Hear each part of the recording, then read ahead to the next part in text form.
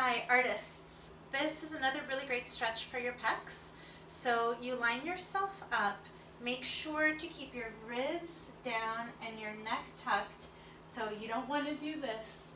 You want to keep yourself together and then bring the stick back. You will do this a total of 10 times, each time trying to reach a little farther until you can get your arms straight behind you. At the last time, you'll hold that stretch for 10 seconds and then you can release. This is really great because it's kind of a twofer. It's a stretch for the pecs, but also a strengthening for the back body. So if you've been in a position, drawing, tattooing, writing, where you're scrunched forward, you can kind of get a 2-for-1 with this one. All right, see you soon. All right, artists, this is one of my favorite stretches for the pecs. Again, just kind of continuing our series for writers, illustrators, tattoo artists that are in this position for a long time, so really scrunched forward. So with this stretch, you really want to make sure that your hand is about 45 degrees down and away from you. But the most important thing is that you push your shoulder into the wall and pin your shoulder back so that then you can turn your body away and get a really nice big stretch on the pecs. Once the pecs have been nice and opened and they feel like they're starting to stretch out, then you can move away from the wall and that will give you a really good stretch in your biceps. But a lot of times people try to get a stretch in their biceps first without doing this part. So I really encourage you to start off with the pec stretch and then move into a bicep stretch. All right, hope this helps. Hi artists, this is a great stretch, especially if you spend a lot of time kind of curved forward and doing work in this position. So my illustrators, tattoo artists, writers. So this stretch can be really, really helpful, but there's a few key things that you have to make sure that you're incorporating. So one, you have to make sure to get your ribs in line with your body so that when you're here, you don't allow your ribs to come out.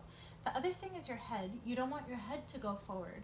So you want to keep your head in line with your arms and then push through. So what you don't want is this position to try to stretch this area.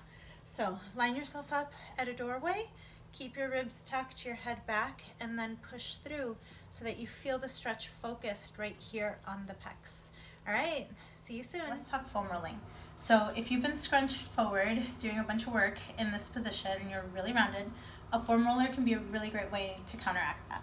So get yourself a foam roller, put it underneath you, and if you're just starting out, you may want to just lay over it and start extending back.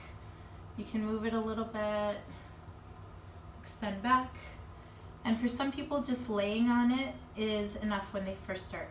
Once you get better, then you can start feeling a little bit through the movement to get some micro rolling going in some of those areas of your back.